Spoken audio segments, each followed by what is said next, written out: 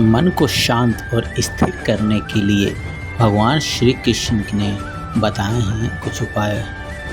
किसी भी चीज़ को समझने के लिए सबसे पहले मन को शांत रखना आवश्यक होता है और फिर काम पर ध्यान देना चाहिए, क्योंकि हम मन से ही प्रश्न खोज लेते हैं और मन से ही जवाब दे बैठते हैं।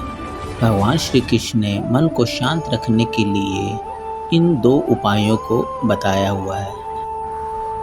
भगवत गीता में भगवान श्री कृष्ण कहते हैं, मन का बेचैन होना उसका स्वभाव है। हमारे मन को लगता है कि अगर वह अलग अलग बातों के बारे में सोचता रहेगा तो हमें आने वाली हर मुश्किल और मुसीबत से बचा लेगा। ऐसा होता नहीं, पर हम अपने जीवन का काफ़ी अधिक समय सोच विचार करके परेशान होने में व्यतीत कर देते हैं। भगवान श्री कृष्ण कहते हैं कि मन का यह स्वभाव बदलना मुश्किल ज़रूर है, लेकिन असंभव नहीं। अच्छा, अब आप एक बात बताइए, क्या आप कौवे को यह कह सकते हैं कि वो काँव काँव की आवाज़ ना करे? या फिर क्या आप किसी मेढक को कह सकते हैं कि वह पानी देखकर उसी में छलांग ना मारे?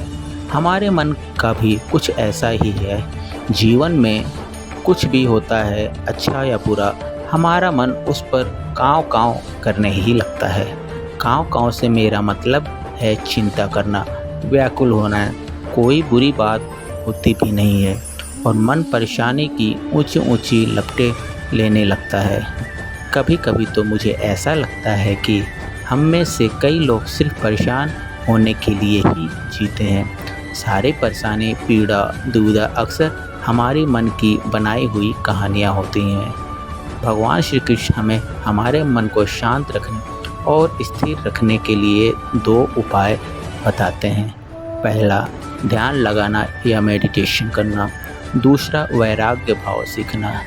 अब ध्यान या मेडिटेशन शब्द सुनते ही आप में से कई लोग कहेंगे कि आप आंख बंद कर सांसें अंदर बाहर नहीं ले सकते हैं। यहाँ हम सब गलती कर बैठते हैं। मेडिटेशन का या ध्यान का मतलब सिर्फ आंख बंद करके बैठना ही नहीं होता। मेडिटेशन का मतलब होता है कि आप अपना पूरा ध्यान किसी चीज़ पर लगाएं और उससे हटने ना दें। अगर आप रोटी बना रहे हैं तो सिर्फ उस पर ध्यान दीजिए। अगर आप पिक्चर देख रहे हैं तो अपना पूरा ध्यान पिक्चर देखने में लगाएं। यह मत सोचिए कि पिक्चर देखकर आप अपना कितना वक्त बर्बाद कर रहे हैं। अब आप जीवन के हर छोटे बड़े काम को पूरे ध्यान से करते हैं तो आपका जीवन एक प्रकार का मेडिटेशन ही होता है। ऐसे जीवन में शांति, स्थिरता, साहस और सफलता का होना अनिवार्य है। वैराग्य भाव दूसरा उपाय। वैराग्य का अर्थ यह नहीं कि आप सब कुछ छोड़कर जंगल में जाकर बैठ जाएं।